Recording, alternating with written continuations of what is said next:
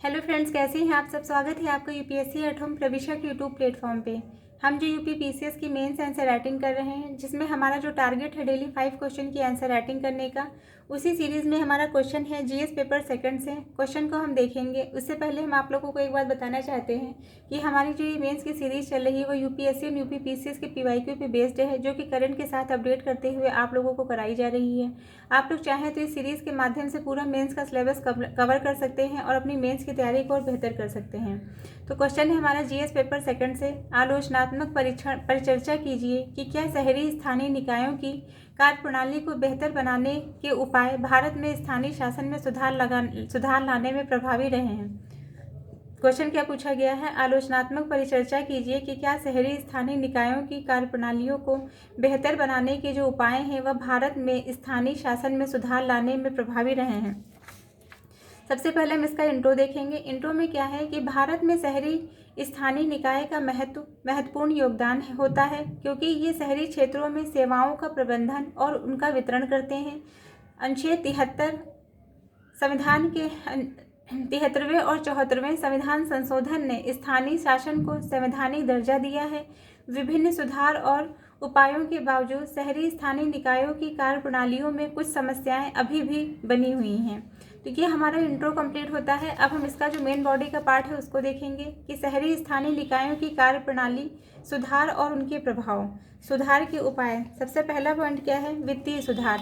इसके अंतर्गत शहरी निकायों को स्वतंत्र कराधान और प्रॉपर्टी टैक्स जैसे स्रोतों से वित्तीय संसाधन मिले हैं। इसमें क्या बताया गया है कि अवसंरचना निवेश के लिए फंड, मतलब शहरी जो है विकास मंत्रालय के द्वारा AMRUT Atal mission of rejuvenation and urban transformation और स्मार्ट सिटीज़ मिशन जैसे कार्यक्रमों के तहत शहरी निकायों को पर्याप्त वित्तीय सहायता मिली है। स्वतंत्र कराधान, शहरी निकायों में प्रॉपर्टी टैक्स और विकास शुल्क जैसे स्रोतों से आय प्राप्त करने की स्वतंत्रता दी गई है, जिससे उनकी जो है वित्तीय स्थिरता बढ़ी है।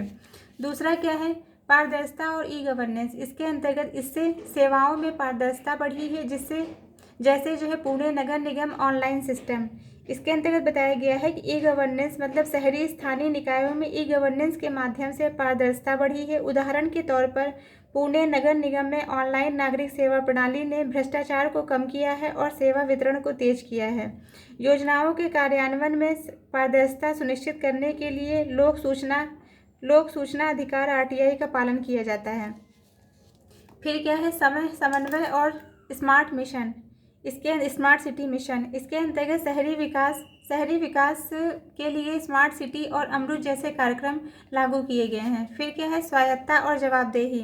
74वें संविधान संशोधन से शहरी निकायों को अधिक स्वायत्तता और जवाबदेही मिली है।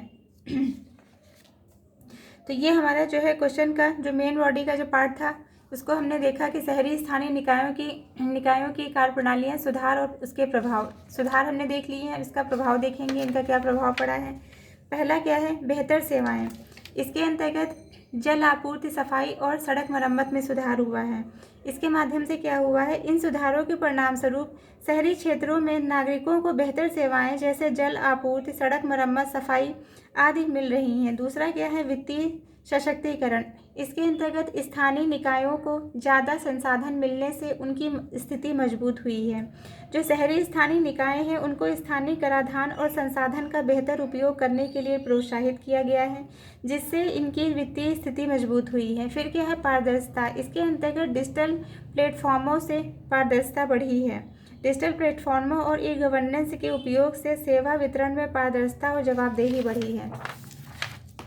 फिर इसके समझ कौन सी चुनौतियां विद्यमान हैं उनको हम देखेंगे। पहला क्या है, प्रशासनिक क्षमता की कमी। इसके अंतर्गत निकायों में प्रशिक्षित कर्मचारियों की कमी है। इसमें जो है प्रशासनिक क्षमता कमी, इसमें क्या है कि कई शहरी स्थानीय निकायों में प्रशासनिक क्षमता और प्रशिक्षित मानव संसाधन की कमी है, जिससे योजनाओं के कार्यान्वयन में अड़चनें आती हैं। दूसरा क्या है, राजस्व सृजन में बाधाएं। सीमित राजस्व स्रोतों की समस्या है। कुछ शहरी निकायों में राजस्व सृजन के स्रोत सीमित हैं, जिससे उन्हें विकास कार्यों में बाधा आती है। फिर क्या है, भ्रष्टाचार। इसके अंतर्गत भ्रष्टाचार और राजनीतिक हस्तक्षेप। कई शहरी निकायों में भ्रष्टाचार और राजनीतिक हस्तक्षेप की समस्या अब भी बनी हुई है, जिससे योजनाओं का प्रभावी क्रियान्वयन प्रभावित होता है। फिर क्या है, नगरीय विस्तार का दबाव। इसके अंतर्गत बढ़ती जनसंख्या और अवसंरचना का दबाव। शहरी क्षेत्रों में जनसंख्या वृद्धि और नगरीय विस्तार के कारण अवसंरचना पर दबाव बढ़ा है, जिससे स्मार्ट सिटी मिशन और अन्य योजनाओं का प्रभाव सीमित हो जाता है। तो ये हमने चुनौतियों को देख लिया। अब इसके जो है सुधार के सुझाव। इसके अंतर्गत जो पहला पॉइंट है वो क्या है, प्रशासनिक सुधार। इसमें कर्मचारियों का प्रशिक्षण और प्रभावी योजना विभाग। शहरी जो स्थानीय निकायों के कर्मचारियों को प्रशिक्षित किया जाए और एक सशक्त नगरीय योजना विभाग स्थापित किया जाए। दूसरा क्या है, नवीन राजस्व स्रोत। इसके अंतर्गत स्मार्ट टैक्सेशन सिस्टम और पार्किंग शुल्क के लाभ। इसके अंतर्गत बताया गया है कि स्थानीय निकायों को नए राजस्व स्रोत जैसे स्मार्ट टैक्सेशन सिस्टम और पार्किंग शुल्क से लाभ उठाने के लिए प्रोत्साहित किया जाए। फिर क्या है, भ्रष्टाचार पर नियंत्रण। निगरानी प्रणाली और एंटी करप्शन नीतियां लाई जाएं। आधुनिक निगरानी प्रणाली और सख्त एंटी करप्शन नीतियों के जरिए भ्रष्टाचार पर अंकुश लगाया जाए।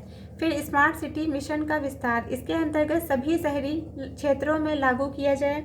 इसको जो है स्मार्ट सिटी मिशन को सभी प्रमुख शहरी क्षेत्रों में लागू किया जाए और स्थानीय निकायों को इसके लिए पूरी स्वायत्तता दी जाए। तो ये हमारा जो क्वेश्चन का जो मेन बॉडी का पार्ट था वो कंप्लीट होता है। अब हम इसका कंक्लूजन देखेंगे कि शहरी निकायों में सुधारों से सेवाओं में सुधार हुआ है, लेकिन प्रशासनिक क्षमता, राजस्व सृजन और भ्रष्टाचार जैसी चुनौतियां अभी भी बनी हुई हैं, जिन्हें सुधारने के लिए निरंतर प्रयास किए जाने चाहिए। तो ये हमारा क्वेश्चन कंप्लीट होता है। आप लोग ऐसे ही हमारे चैनल पर बने रहने के लिए हमारे चैनल को लाइक करें, शेयर करें और सब्सक्राइब करें। Thank you.